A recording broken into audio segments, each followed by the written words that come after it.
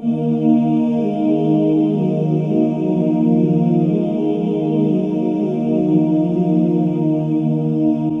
سنگی دراصل گیدڑ کے سر میں نکلنے والا ایک دانہ یعنی پھوڑا ہوتا ہے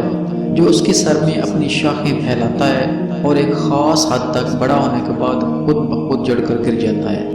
گرنے کے بعد بھی یہ جاندار رہتا ہے اور اسے جادو ٹونے کرنے والے اٹھا کر لے جاتے ہیں اور اپنے خاص مقاصد کے لیے استعمال کرتے ہیں،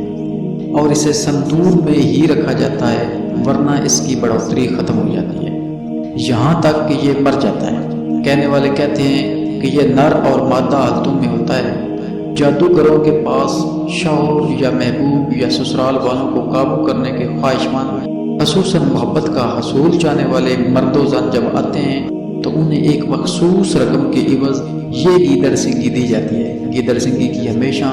جوڑی یعنی نر اور مادہ ایک ساتھ رکھی جاتی ہے، ورنہ بقول ان بدعقیدہ لوگوں کے یہ کام نہیں کرتے اور بیکار ہو جاتی ہے۔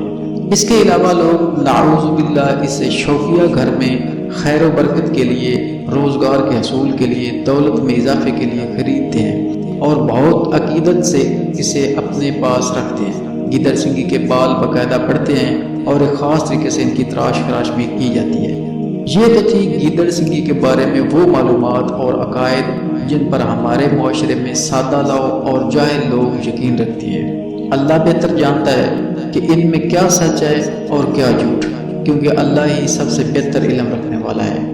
محترم ناظرین کرام، اب سوال یہ پیدا ہوتا ہے کہ جو لوگ گیدڑ سنگی جیسی عجیب الخلقت چیز کو لوگوں کو فروخت کرتے ہیں، وہ بھی اس دعوے سے کہ اسے رکھنے سے آپ کے معاشی مسائل دور ہوں گے اور آپ کے گھر روپے پیسے کی ریل پیل ہوگی، تو کیا ان لوگوں کے خود کے حالات دیکھ کر بھی لوگوں کو عقل نہیں آتی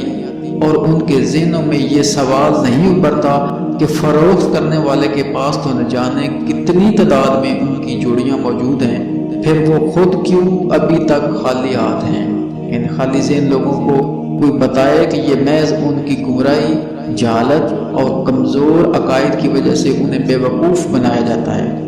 اللہ اصلاح فرمائے ایسی سوچ رکھنے والوں کی، اور اللہ تعالی ہم سب مسلمانان عالم کو امام الانبیاء ختم النبیین حضرت محمد صلی اللہ علیہ وآلہ وسلم کے صدقے میں بھلائی اور ہدایت عطا فرماتے ہوئے عین صراط مستقیم پر چلنے کی کامل توفیق عطا فرمائے۔ آمین ثم آمین یا رب العالمین۔